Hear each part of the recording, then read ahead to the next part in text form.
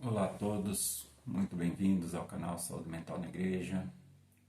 Que a paz de nosso Senhor Jesus Cristo esteja conosco. Hoje vamos começar a falar sobre as causas da depressão. Mas antes, não esqueça de se inscrever no nosso canal, deixar o seu like e acionar o sininho para que possa receber os próximos vídeos. Compartilhe também nos seus grupos de WhatsApp, com aquelas pessoas que você tem um relacionamento. Bom, causas da depressão. Como nós já falamos em alguns vídeos passados, a depressão está associada a várias alterações na química e na estrutura de regiões cerebrais. Uma série de fatores podem influenciar nesse funcionamento cerebral. E os 4 principais fatores que causam um quadro de depressão são traumas e eventos de vida estressante, problemas médicos, a genética e a personalidade e modelos de visão de mundo. Então, traumas e eventos de vida estressantes. O estresse é uma parte inevitável da vida.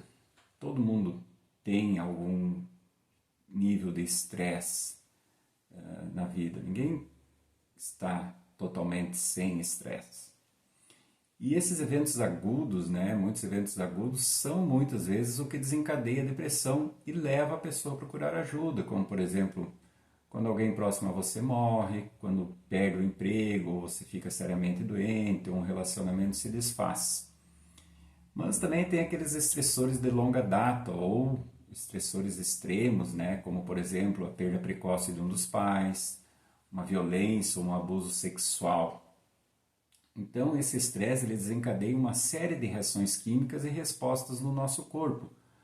Porém, nem todas as pessoas que sofrem com esses estressores eles desenvolvem um transtorno de humor. Na verdade, a grande maioria não desenvolve, porque os índices são em torno aí hoje 15%, e durante a vida 30%, 40%. Então, mesmo o estresse desempenhando um papel importante na depressão, não é todas as pessoas que passam por um estresse, por um evento traumático que vão desencadear a depressão. Então, ou seja, não é somente isso que causa, acaba tendo uma série de fatores de conjunto, Quando esse estresse é de curta duração, normalmente o corpo ele retorna ao normal. Porém, quando ele se torna crônico ou quando o nosso sistema de alerta permanece num estado constante de tensão, as mudanças no corpo e no cérebro, principalmente, podem ser duradouras e acaba levando à depressão.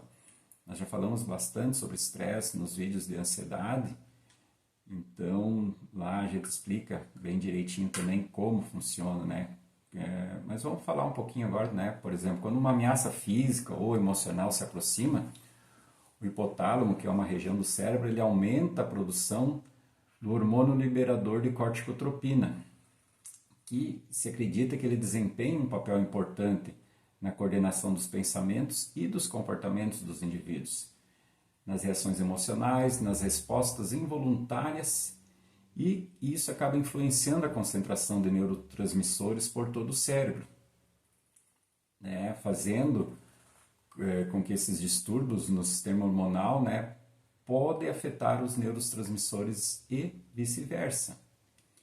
Então, esse hormônio da liberador da corticotropina, ele estimula 2 glândulas que ficam sobre os rins, chamadas suprarrenais, a liberar o cortisol, que é aquele hormônio do estresse, que prepara o corpo para lutar ou fugir.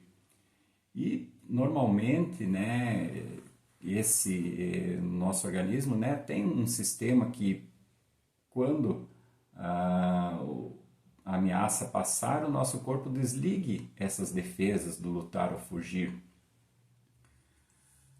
Porém, em alguns casos, essas comportas aí, elas permanecem abertas, nunca se fecham adequadamente. E os níveis de cortisol sobem com muita frequência ou simplesmente permanecem elevados. E isso acaba contribuindo para sintomas físicos da depressão, que e sintomas físicos como a pressão alta, a imunossupressão, a asma e provavelmente também a depressão.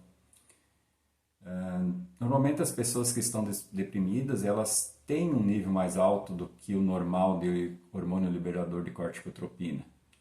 E alguns antidepressivos, então, eles são capazes de reduzir esses níveis e à medida que esses níveis vão voltando ao normal, os sintomas depressivos vão diminuindo. Porém, existem outras maneiras também de reduzir, de ajudar a diminuir a resposta ao estresse. Não somente os antidepressivos, não somente medicamentoso, né? Como eu já falei nos vídeos de ansiedade, várias técnicas, né, que ajudam a diminuir o estresse, a ansiedade e, consequentemente, vão diminuir esses hormônios e ajudam a aliviar, a diminuir os sintomas de depressão. Porque esse hormônio liberador da corticotropina, ele afeta algumas partes dos cérebros que controlam o humor e acabam levando à depressão, então.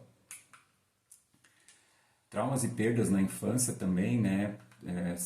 Esses certos eventos, eles podem ter consequências físicas e emocionais duradouras, né? As pessoas que sofreram perda ou trauma durante a infância, como por exemplo negligência ou a morte de um dos pais, ou abuso sexual ou físico, elas estão mais propensas, né? Tem um risco maior de desenvolver depressão do que aquelas que não passaram por tais dificuldades. Então, não é de surpreender também, porque a solidão, o isolamento social, que esteve muito em voga nos últimos anos com a pandemia do Covid, né? Também deixa as pessoas mais vulneráveis à depressão. Muito provavelmente, essa é uma das causas do aumento considerável desse transtorno após essa pandemia. O álcool, o abuso de substância também são um fator de risco importante para o transtorno depressivo. E evidências apontam, né, para uma ligação bastante clara entre o trauma na infância e o aumento dos níveis de hormônios do estresse, causando mudanças na regulação genética e até mesmo na estrutura do cérebro, levando a episódios de depressão quando a pessoa, né, muitas vezes, às vezes da própria infância, acabam desenvolvendo, mas às vezes mais tarde, e essa seria uma das causas da depressão. Por hoje é isso. Nos próximos vídeos vamos estar falando mais sobre as causas da depressão. Até mais, que Deus abençoe a todos.